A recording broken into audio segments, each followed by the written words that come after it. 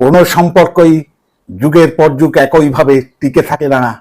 মানুষের জীবন, আবেগ, প্রয়োজন আর বাস্তবতা সবকিছুই পরিবর্তনশীল। সময়ের সাথে সাথে প্রতিটি সম্পর্কই ধীরে ধীরে এক নতুন মোড় নেয়।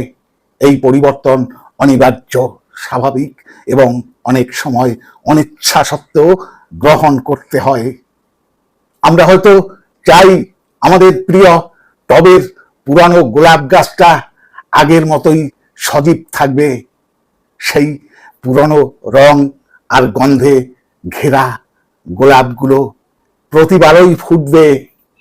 কিন্তু বাস্তবতা হলো সময়ের সাথে তারও ক্ষমতা কমে যায়, সে আর আগের মতো ফুটে ওঠে না। যেমন বাড়ির আঙিনায় দাঁড়িয়ে থাকা কুল গাছটা, যেটা এক সময় ঝাঁকে ঝাঁকে কুল দিত, আজ আর আগের মতো টগবগে তারুণ্যে ফল দেয় না। শিউলি গাছটাও হয়তো এখনো আছে, কিন্তু সেই শিউলি ঝরার দিনগুলো যেন কোথায় হারিয়ে গেছে। ঠিক তেমনি আমাদের সম্পর্কগুলো সময়ের সাথে সাথে বদলে যায়। ব্যস্ততা বাড়ে, প্রয়োজন বদলায়, দৃষ্টিভঙ্গি পাল্টে যায়, ফলে দূরত্ব তৈরি হয়।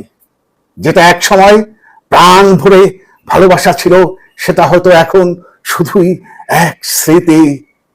কিন্তু এটি জীবন, এই পরিবর্তনই তার স্বাভাবিক ধারা। তাই বেহুদা মন খারাপ করার কোনো মানে হয় না। যা হারিয়ে গেছে তা নিয়ে অনুশোচনার চেয়ে বরং যা আছে তা মেনে নেওয়া ও মানিয়ে নেওয়া অনেক বেশি প্রজ্ঞার পরিচায়ক।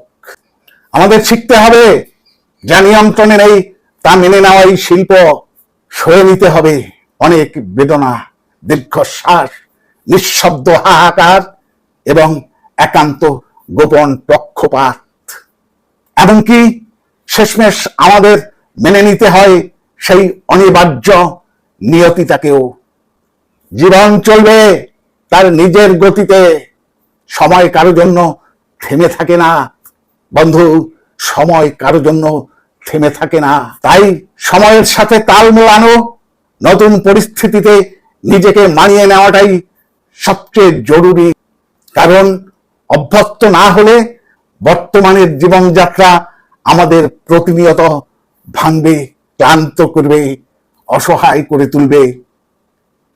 এই শেখাটাই আমাদের জীবনের পরিণত রূপ। আজ এই পর্যন্ত, আবার দেখা হবে পরবর্তী কোনো এপিসোডে। ততক্ষণ ভালো থাকবেন, সুস্থ থাকবেন, লক্ষ্য রাখবেন রাত্রির সংলাপে।